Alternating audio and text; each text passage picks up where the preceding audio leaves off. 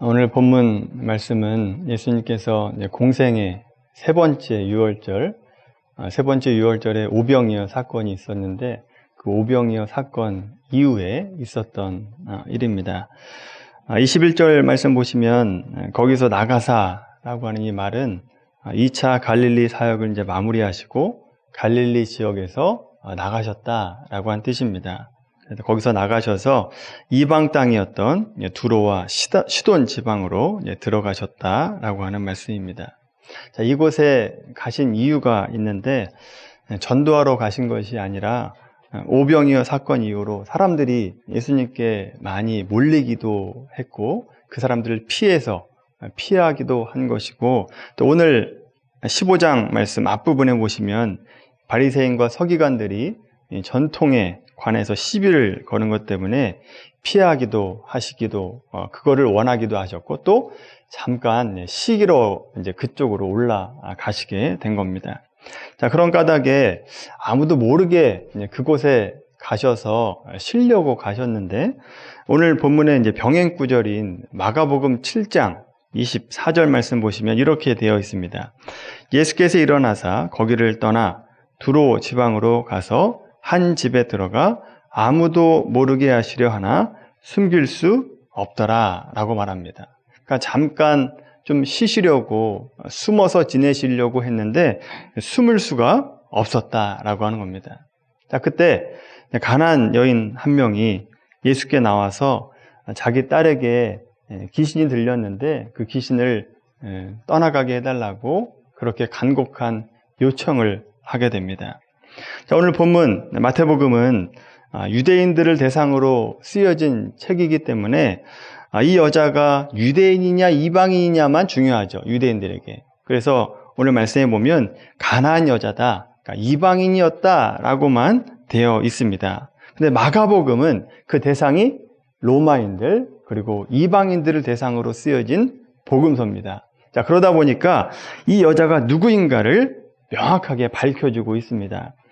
이 여자는 헬라인이고 또 이방 여자고 수로보니게 족속이다라고 하는 것을 명확하게 밝혀주고 있습니다. 자, 이러한 가난한 여인 한 명이 이방 여인이죠. 예수님의 소문을 듣고 와서 그 발 아래 엎드려 자기 딸에게 귀신을 쫓아내 주시기를 간구하고 있습니다. 근데 여러분, 이 간구에 대해서 예수님의 반응이 의외의 반응을 하시고 있는 것을 보게 되죠. 오늘 15장 23절 말씀 보시면 예수는 한 말씀도 대답하지 아니하시니 라고 되어 있습니다. 무시하고 계십니다. 말씀을 안 듣고 계세요. 자, 그러니까 제자들이 하는 말이, 저 여인이 자꾸 소리를 지르고 쫓아오니까 예수님께서 뭐라고 하셔서 대답을 해주시든지, 아니면 그 대답을 해주셔서 보내시든지, 아니면 그 간청에 응답을 해주셔서 조용히 하게 해달라고 그렇게 제자들이 요청하고 있는 것을 보게 됩니다. 예수님께서 이 여인에 대해서 아주 차갑게 대하시고 있는데 그 이유가 무엇인가를 알아야 됩니다. 거기에는 물론 이 여인의 믿음을 바로 세워주시겠다라고 하는 뜻이 있습니다. 또 언제나 그렇듯이 이 전체적인 과정을 통해서 우리에게 중요한 것을 깨닫게 하시기 위해서 지금 이 하나하나의 과정을 밟고 계신 겁니다. 예수님께서 무엇이라고 대답하시는가 하면 나는 이스라엘 집에 잃어버린 양 외에는 다른 데로 보내심을 받지 아니하였다라고 말씀하고 있습니다. 예수님께서 이 땅에 오실 때 그 사역의 대상이 누구냐? 이방인이 아니라 이스라엘 백성이었다라고 하는 겁니다. 유대인들을 대상으로 내가 이 땅에 왔다라고 하는 거죠. 그래서 이스라엘의 잃어버린 양들을 찾으러 내가 이 땅 가운데 왔다라고 말씀하고 있습니다. 그래서 이 여인, 이방인이었던 이 수로보니게 여인의 간청에 대해서 대답하지 않으십니다. 왜냐하면 예수님은 이방인들을 위해서 보냄받은 것이 아니라 유대인들을 대상으로 보냄받았기 때문에 그렇습니다. 두 번째로 예수님께서 대답하지 않으신 또 다른 이유가 있는데, 지금 이 여인이 예수님을 뭐라고 부르고 있는가? 다윗의 자손이여 라고 부르고 있습니다. 다윗의 자손이여. 그리고 예수님께서 그 여인을 개라고 표현하고 있는데 거기에 뜻이 있다라고 하는 거죠. 예수님께서 이 여인을 개라고 표현하고 있는데 이것은 여인을 무시하려고 하는 말이 아닙니다. 이 수로보니게 여인으로 하여금 당시 자신의 위치, 영적인 위치가 어떤 위치인가를 가르쳐주기 위해서 개라고 표현하고 있다라고 하는 거죠. 이 다윗의 자손이라고 하는 말은 이방인들에게는 부를 수 없는 얘기입니다. 유대인들에게만 약속한 이름이 바로 다윗의 자손이다라고 하는 거죠. 그래서 이 다윗의 자손이여 라고 이 부르는 이 말, 이스라엘 백성들만 할 수 있는 이 말을 이 여인이 하고 있으니까 예수님께서 대답하지 않고 있다라고 하는 거죠. 이 여인을 자녀로 안 받아주시려고 대답을 안 하신 것이 아니라 대답하지 않음으로 인해서 수로보니게 여인 너의 현재 영적인 상태가 무엇인지를 명확하게 보게 하기 위함이었다라고 하는 겁니다. 여러분, 우리가 하나님의 자녀, 예수님의 자녀로 인정받기 위해서는 우리도 우리 자신의 영적인 위치를 알아야 됩니다. 내 자신의 영적인 현 위치가 어느 위치인지를 알아야 된다라고 하는 거죠. 예를 들어서 우리도 예수님 앞에 하나님의 자녀로 인정받으려면 내가 죄인이다라고 하는 것을 알아야 됩니다. 내가 아직 구원받지도 못했는데 나의 구원자 되신 예수님이라고 부르라고 하는 얘기죠. 의로운 자인 것처럼 예수님 저는 의롭습니다. 그러니까 내가 하나님의 자녀가 될 수 있습니다. 라고 하면 안 된다라고 하는 겁니다. 마가복음 2장 17절의 말씀 보시면 예수님께서 나는 의인을 부르러 온 것이 아니요 죄인을 부르러 왔다라고 말합니다.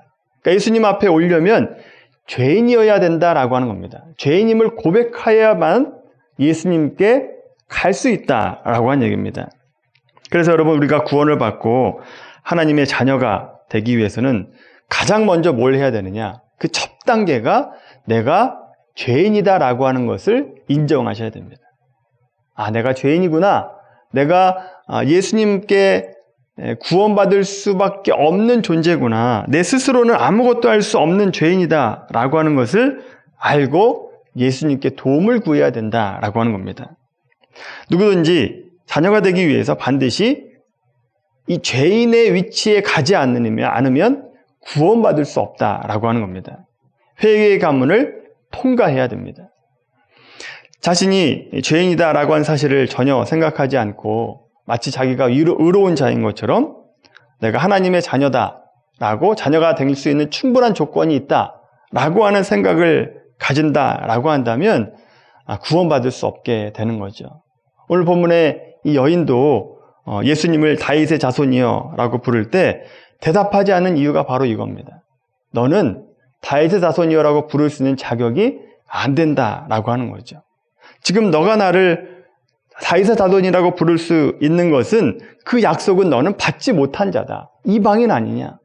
이 다윗의 자손은 유대인들에게만 준 약속의 이름이다 라고 말씀하고 있는 거죠. 그래서 대답을 안 하시고 계십니다.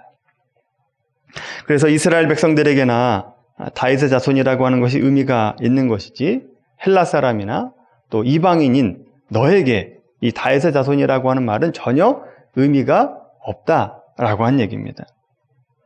그런 까닭에 대답을 하지 않으십니다.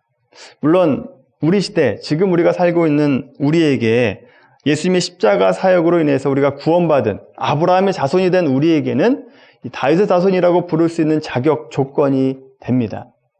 그러나 아직 십자가 사건을 거치지 않은 이 여인에게는 이 다윗의 자손이라고 하는 이름이 어울리지 않는, 허락되지 않은 이름이었다라고 하는 겁니다. 자, 그러자 이 여인이 어떻게 하는지 보십시오. 아래 그 다음 절을 보시면 주 다윗의 자손이여 라고 하는 부름에 응답하지 않으시다가 예수님께서 이런 말씀하시죠. 나는 이스라엘이 잃어버린 양 외에는 보내심을 받지 아니하였다 라고 말씀을 들었을 때 이 여인이 분명히 깨달음이 있었던 겁니다. 아, 나에게는 이스라엘 백성들에게 약속한 다윗의 자손이라고 하는 이름이 나에게는 소망이 되지 않는구나. 나에게 허락하지 않았구나 라고 하는 것을 깨닫게 됩니다.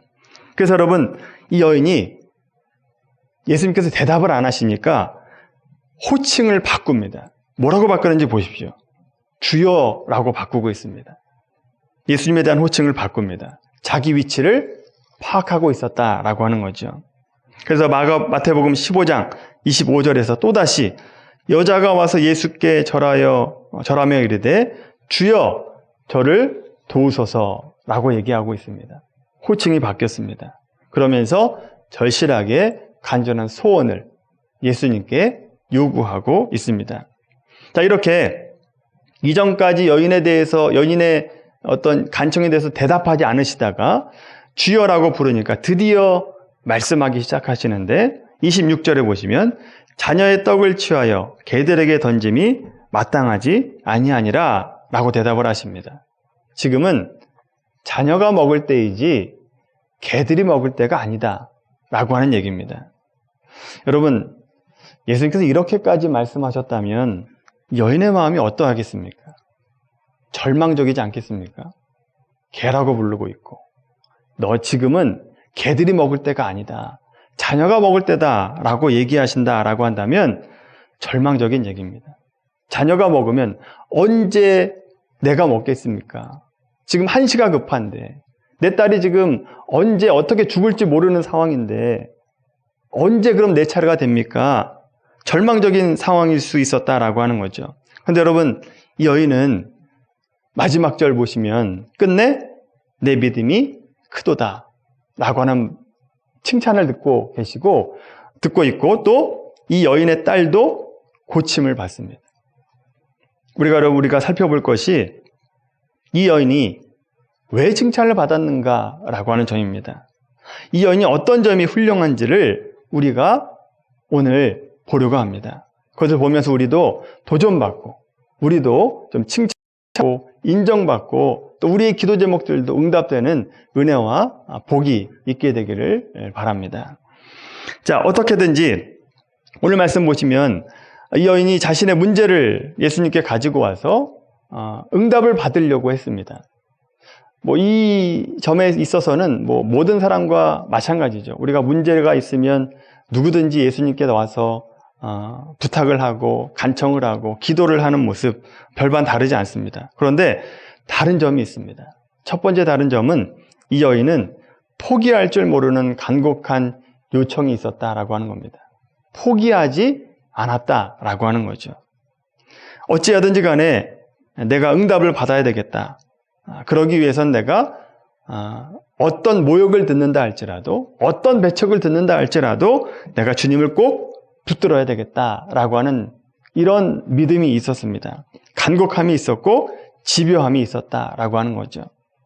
우리도 어떤 기도 제목에 관해서 포기하지 않고 기도할 수 있는, 집요하게 물고 늘어질 수 있는 믿음이 있어야 됩니다. 여러분, 이것이 믿음입니다. 이건 아무나 할 수 있는 게 아니다라고 하는 거죠. 여러분, 이 집요함은 그냥 나오는 게 아닙니다. 예수님에 대해서 얼마나 많이 알고 있느냐에 따라서 집요함이 나오느냐 안 나오느냐가 결정이 된다라고 하는 거죠. 이 여인은 예수님이 지금 나를 모욕하고 나를 배척하는 것 같아 보일지라도 주님은 나를 사랑하시고 나에게 자비를 베풀기 원하시고 또 나에게 응답해 주실 것이라고 하는, 반드시 응답하실 것이라고 믿음이 있었다라고 하는 거죠. 이 믿음이 있었기 때문에 끝까지 매달릴 수 있었다라고 하는 겁니다. 다시 말하면 예수님이 대답하지 않으시고 또 자녀에게 줄 떡을 개들에게 주는 것이 마땅치 않다라고 냉정하게 말씀하는 것처럼 보이지만 결국은 내 기도를 응답해 주실 것이다 라고 하는 은혜의 주님이다 라고 하는 것을 알았다라고 하는 거죠. 이 여인은 그래서 예수님의 본질, 예수님의 마음을 깨닫고 있었습니다. 우리도 나와 좀 친했던 사람이 나를 냉정하게 취급하고 또 냉정하게 대하면 마음이 굉장히 힘들지 않습니까? 그런데 그 사람이 냉정한 사람이 아니었다, 평소에 냉정한 사람이 아니라 마음이 따뜻한 사람이었다라고 하는 것을 알고 있다라고 한다면 잠깐 나에게 냉정하게 대하고 나를 배척하는 것 같아 보여도 끝까지 그 사람을 믿을 수 있게 되죠. 그 사람의 본성이 그렇지 않다라고 하는 것을 알기 때문에 끝까지 그 사람에게 부탁을 하게 됩니다. 그래서 그만큼 신뢰가 얼마만큼 쌓여 있느냐에 따라서 그에게 부탁할 수 있느냐 안 하느냐, 중간에 포기하느냐가 결정이 된다라고 하는 거죠. 그래서 이 여인도 이와 같이 예수님에 대한 신뢰감이 있었기 때문에 끝까지 붙들고 매달렸다라고 하는 거죠. 여러분, 이 점이 이 여인이 칭찬받을 수 있었던 이유입니다. 따라서 여러분, 우리도 예수님께 간곡하고 끈질기게 매달리는 신앙이 되려고 한다면 뭘 해야 되느냐? 내 의지를 굳건하게 세우는 것이 필요한 것이 아니라 예수님이 어떤 분인가를 알아야 됩니다. 하나님이 어떤 분이신가를 알아야만 우리도 기도의 자리에 갈 수 있고 기도의 자리에 가서 포기하지 않고 기도할 수 있게 된다라고 하는 거죠. 예수님을 모르면 기도할 수 없습니다. 하나님이 어떤 분인지 모르면 기도의 자리에서 끝까지 물고 늘어질 수 없다라고 하는 거죠. 중간에 포기해버립니다. 여러분, 우리도 예수님이 어떤 분인가를 분명히 알고 나에게 공의롭고 사랑을 베푸시고 자비를 베푸시고 은혜 베푸시길 원하시는 그 주님이 어떤 분인가를 명확하게 알고 우리도 기도의 자리에서 끈질기게 매달리는 그런 신앙이 되기를 바랍니다. 자, 두 번째로 이 여인이 칭찬받을 수 있었던 이유는 예수님의 말씀에 대해서 아주 민감하게 아주 예리한 통찰력을 가지고 그 말씀을 붙들고 있다라고 하는 점입니다. 자, 이 여인, 예수님께서 이 수로보니게 여인에게 이렇게 말씀하시죠. 자녀로 먼저 배불리 먹게 할지니 자녀의 떡을 취하여 개들에게 던지는 것이 마땅치 않다. 즉, 지금은 너에게 줄 떡이 없다. 너는 떡을 받을 대상이 아니다. 라고 한 얘기입니다. 자, 이 대답은 수로보니게 여인의 마음을 후벼 파는 얘기입니다. 대답이죠. 그런데 여러분, 이 여인은 이 말씀에도 포기하지 않습니다. 절망하지 않아요. 이 말씀에서 오히려 절망을 찾은 것이 아니라 소망을 붙들어요. 얼마나 충격적인 얘기입니까? 근데 이 말씀에서 소망을 붙듭니다. 얼마나 놀라운 통찰력을 가지고 있는지 몰라요. 자, 먼저 자녀로 배불리 먹게 할지니라 라고 한 이 말은 부정적으로 보면 얼마든지 부정적으로 볼 수 있는 얘기죠. 지금 한시가 급한데 먼저 자녀를 먹이면 그 다음은 언제 내 차례가 됩니까? 라고 생각할 수 있었습니다만 이 말을 희망적인 말로 바꿉니다. 여러분, 먼저라고 하는 말입니다. 이 먼저라고 한 단어를 붙잡는데 이 먼저라고 하는 것은 너가 아예 안 된다라고 하는 말이 아니죠. 먼저라고 하는 것은 다음, 차순위가 있다라고 한 얘기입니다. 그냥 넘어가도 될 만한 이 말을 이 여인은 그 말씀을 붙잡고 주님께 매달리고 있습니다. 그래서 먼저 그럼 자녀들에게 먹이시고 내가 얼마든지 기다리겠습니다. 그 다음엔 나에게 주십시오 라고 끝까지 붙들고 있죠. 또 하나, 이 여인이 예수의 말씀 가운데 절망적인 듯한 이 말씀 가운데서도 소망을 발견하는 통찰력을 가진 점이 하나 있습니다. 그것이 바로 자녀에게 줄 떡을 취하여 개에게 던짐이 마땅하지 않다. 던짐이 마땅하지 않다 라고 할 때 이 던지다 라고 하는 것을 붙잡습니다.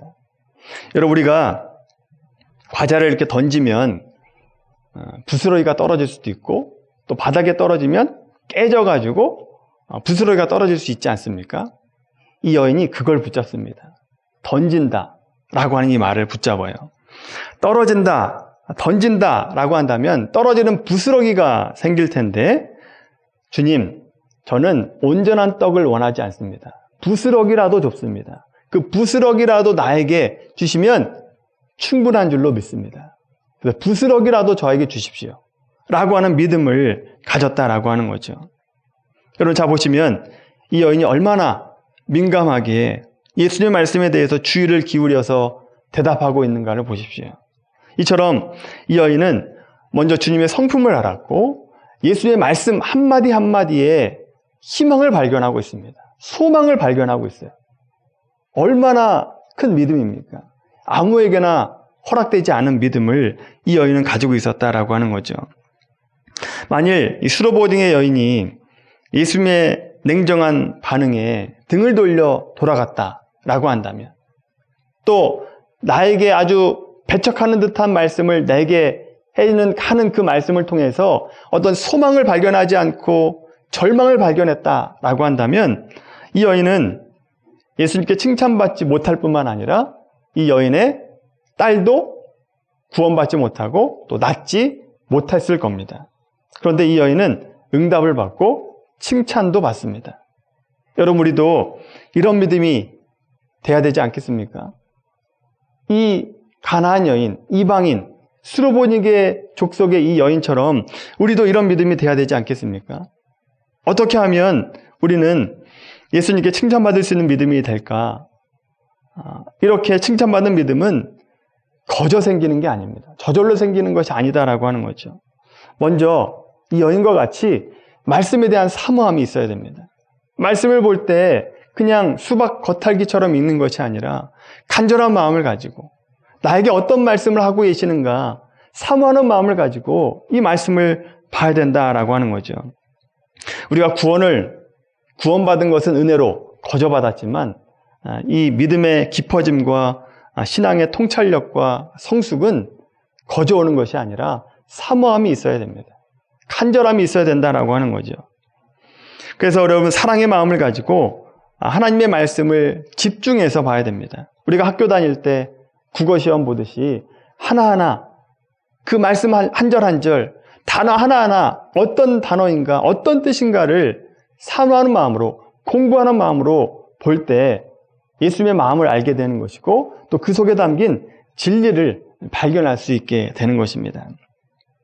그렇게 사모함을 가지고 말씀을 볼 때 비로소 통찰력을 가지게 되는 거죠. 그리고 자신이 예수님에 대해서 어떤 예수님인가를 알게 되고 또 믿게 되고 나에게 굳건한 믿음, 흔들리지 않는 믿음을 소유하게 되는 은혜가 있게 되는 것입니다. 머리에만 있는 지식이 아니라 그렇게 실천하는 믿음으로 바꿀 때, 행동하는 믿음으로 바꿀 때 이 여인이 칭찬받았던 것처럼 우리도 칭찬받을 수 있게 되는 것입니다. 여러분, 우리도 이 여인과 같이 내 믿음이 크도다, 내 소원대로 이루어질 것이다 라고 하는 이런 칭찬을 듣고 싶어 하지 않습니까? 이런 칭찬 듣고 싶지 않습니까? 근데 여러분, 우리는 이 칭찬 가운데 내 믿음이 크도다 라고 하는 칭찬은 별로 사모하지 않고 그 뒤에 것, 내 소원이 소원대로 되리라 라고 하는 말씀만 듣기를 원합니다. 근데 여러분, 이 둘은 같이 가는 거지 하나만 따로 가지 않습니다. 내가 믿는 하나님이 어떤 하나님인가를 알아야 됩니다. 그리고 말씀에 깊이 보는 훈련을 평상시에 하셔야 됩니다. 여러분, 저도 성경을 보면서 제일 기쁠 때는 언제냐? 전에 보지 못했던 것, 전에 알지 못했던 것, 어떤 깨달음이 오면 얼마나 기쁜지 모릅니다. 그리고 이 깊은 깨달음을 알려주고 싶어서 설교할 날만 기다립니다. 그걸 깨닫는 날, 그걸 깨닫는 이거를 말씀해 줄 것이 흥분이 돼서 그 날을 기다려요. 여러분, 이런 마음이 여러분에게도 있어야 됩니다. 그 말씀을 볼 때 깨달음이 있어서 이 말씀을 내 옆 사람에게 말해주고 싶어서 막 안달나는 것처럼 그런 기쁜 마음, 그 말씀 속에서 진주를 발견하는 그런 마음이 우리에게 있어야 된다라고 하는 거죠. 그런 하나하나의 기쁨을 발견하고 우리의 믿음이 온전히 세워질 때 우리도 이 수로보니게 여인과 같이 우리도 칭찬받을 수 있게 되는 것이고 또 우리의 기도 제목들도 응답받게 되는 것입니다. 그리고 오늘 이 여인과 같은 믿음이 되길 바랍니다. 말씀을 통해서 깊이 보는 훈련을 하시고 이 여인과 같이 예수님 끝까지 붙드는 믿음을 소유하셔서 이 여인이 들었던 이 칭찬이 여러분의 칭찬이 되길 바랍니다. 우리의 칭찬이 되길 바랍니다. 우리 미랄교회의 칭찬이 되기를 주님의 이름으로 간절히 축원합니다.